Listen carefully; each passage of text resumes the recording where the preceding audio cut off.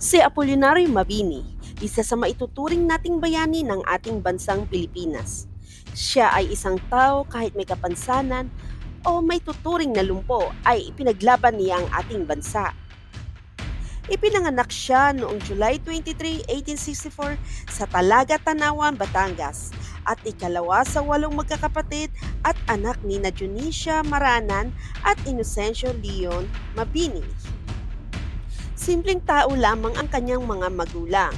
Ang kanyang ina ay isang tindera lamang sa palengke at ang kanyang ama ay isang magsasaka. Naging utak din siya ng revolusyon noong panahon ng himagsikan.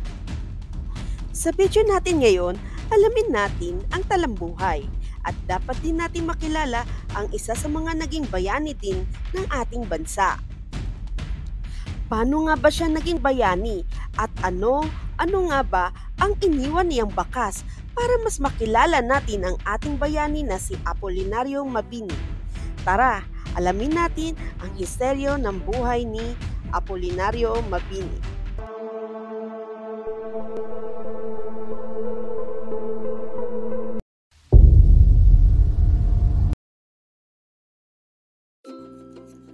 Sa murang edad pa lamang ni Apolinario Mabini, ay nagpapakita na ito ng talino. Ang kanyang ina ang nagturo sa kanyang bumasa at ang kanyang ingkong o lolo ay ang nagturo sa kanyang magsulat. Dahil sa kanyang talino at sipag sa pag-aaral, nabigyan siya ng pagkakataon na makapag-aral sa kolehiyo noong 1881 sa San Juan de Letran sa Maynila ng libre. At kumuha siya ng Bachelor of Arts. Habang nag-aaral, nagtiyaga siyang magtrabaho bilang isang tagaturo sa salitang Latin sa mga pribadong paaralan sa Manila, Butuan at Lipa, Batangas. Para mabili lang niya ang mga pangangailangan niya sa kanyang pag-aaral, pagkain, mga damit at iba pa. At natapos nga niya ang Bachelor of Arts.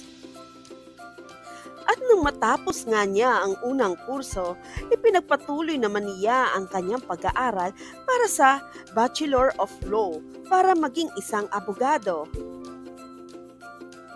Nag-aral siya sa Universidad ng Santo Tomas sa Manila. Dahil magastos ang pag-aaral ng kurso na ito, ay nagtrabaho siya bilang stenography sa Court of First Instance at naging clerk din siya sa Intendencia General. Grabe ang sipag niya, no? Basta may pangarap ka talaga, gagawin mo talaga lahat para makapagtapos lamang at matupad lamang ang mga pangarap mo. Nakakahanga talaga siya. Habang nag-aaral ng abogasya, sumapi siya sa La Liga Filipina na itinatag ni Dr. Jose Rizal noong July 3, 1892. Ang La Liga Filipina ay samahan ng mga Pilipino na naglalayo na maputol ang pang-aapi ng mga Kastila sa mga Pilipino. Na ang layunin nito na mapalaya ang Pilipinas sa Espanya sa mabuting paraan. Pero bago siya naging miyembro sa La Liga Filipina, nadakip na si Dr. Jose Rizal. Ngunit lihim na ipinagpatuloy ang samahan na ito sa ikalawang pagkakataon na naging sekretary pa siya sa samahan na ito. Ito ang kauna-unahang organisasyon na sinalihan niya para sa bayan at noong December 30, 1896, nahatulan ng kamatayan si Dr. Jose Rizal sa Bagong Bayan. Dumating ang taong 1895. Ito ang taong hindi inaasahan na mangyayari kay Apolinario Mabini. Siya ay tinamaan ng sakit na tinatawag na polio. Alam naman natin na ang polio ay isang nakakatakot na sakit at nakakahawa din ito. Ang polio o poliomyelitis ay isang uri ng sakit na nagdudulot ng virus na mabilis kumalat sa loob ng ating katawan na nagiging dahilan ng panghihina. Ang sakit na ito ay nervous system ang tinatamaan na umaabot sa utak na nagiging dahilan ng paralisadong katawan o hindi na kayang galawin ang katawan.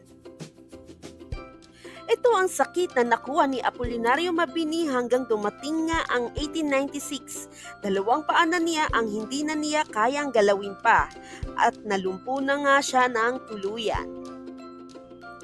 Kahit nasa gitna na ng kapansanan ang ating bayani, nagpatuloy pa rin siya sa kanyang mga tungkulin para sa ating bayan. Ang dating Pangulo ng Pilipinas na si General Emilio Aguinaldo ay lihim na ipinatawag ang ating bayani na para hirangin siyang tagapayo o adviser niya. Napahanga din ni Apolinario Mabini si General Emilio Aguinaldo sa kanyang naisulat na El Verdadero, Decalogo o tunay na 10 utos ng Diyos at Ordinanza de la Revolution o The Ordinance of Revolution.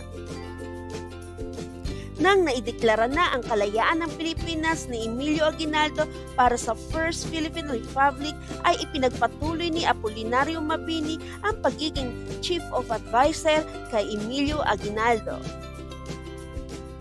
Nang naitatag nga ang Basic Law sa First Philippine Republic noong January 21, 1899 at naging Prime Minister si Apolinario Mabini at hinawakan din niya ang Foreign Minister. Nang dumating ang Filipino-American War, kinatakutan ng mga Amerikano si Mabini dahil sa pagiging matalino at mautak nito.